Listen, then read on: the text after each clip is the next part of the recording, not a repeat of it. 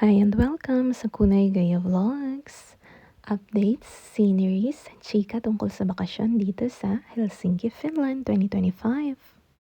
March, April, May po dito ang spring o tagsibol dito sa Finland after ng winter. Yun, sa isang taon, kada 3 buwan mag-iiba ng season, kaya 4 seasons siya. Char chika.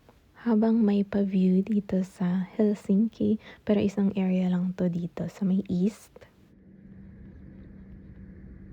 Kwento ko kung ano ang halimbawa, ilang araw, ilang linggo ang binibigay na bakasyon sa mga empleyado kapag nagtatrabaho ka dito sa Finland. Sa kumpanya ko ngayon, yung pwede mong kunin sa isang taon na dire-diretso, uninterrupted, 3 linggo na bakasyon. Paid po yun. Ang summer leave sa amin ay pwede mong kunin starting April. Pwedeng dire-diretso yung 3 linggo. Pwede mo ring hati-hatiin na tig-1 linggo kada buwan. Kaya kada buwan pwedeng may bakasyon ka. Pero yung mga linggong yan, kung kailan ka magbabakasyon, ay mag-aagrihan kayo ng boss mo sa workplace. Pwedeng ikaw yung mag-request, or kung wala kang requests, yung boss mo yung magsasuggest kung kailan ka magbabakasyon. Sa isa kong kumpanya naman dati kung saan ako nagtrabaho, pwede mong ipunin yung bakasyon mo. Nakapagbakasyon ako sa Pilipinas ng dire-diretsyong 4 na linggo o halos 5 weeks pa nga kasi may nadagdag doon na days off doon sa official holidays ko. Paid yun, nalagpas 1 buwan. Kaya kada kumpanya magkakaiba rin ng patakaran. Dagdag info, habang tumatagal yung experience, humahaba rin yung binibigay na bakasyon. Parang kunwari yung akin ngayon, 30 days per year. So yung 3 weeks na sinasabi ko, hindi lang yun yung bakasyon, meron din sa autumn, bibigay din yun yung bakasyon. Pwede mong kunin 2 weeks na diretso.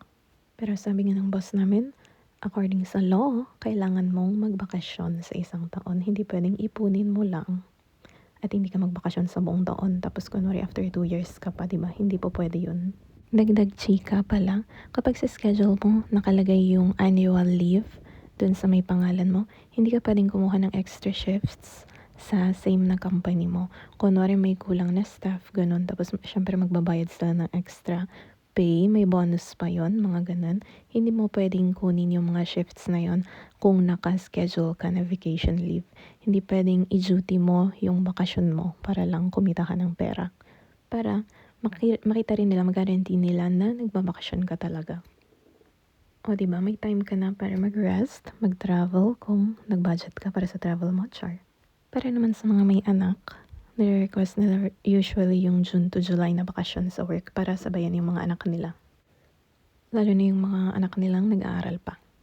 Reminder, di rin po pwedeng convert to cash ang bakasyon na hindi mo gustong kunin. Ngayon pala sa amin, yung bilangan ay Monday to Friday. Yung bakasyon, Saturday to Sunday ay days off mo yun. So, yung 3 weeks uninterrupted vacation leave ko, 15 days lang ang makukuha nun dun sa 30 days total na vacation leave ko, yung annual leave. So, may 15 days pa ako sa rest of the year. Pwede ba bakasyon? Ayun, mga chika dito sa Helsinki, Finland.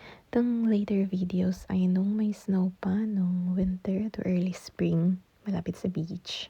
Ayan, reminder na maglakad-lakad daw para magka-exercise ka. Mga 30 minutes a day, char, pag sinisipag, diba? Yung nasa capital city ka, pero marami pa ring nature views.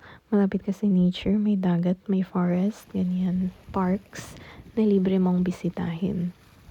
Pang-maintain, pandagdag ng well-being. Char.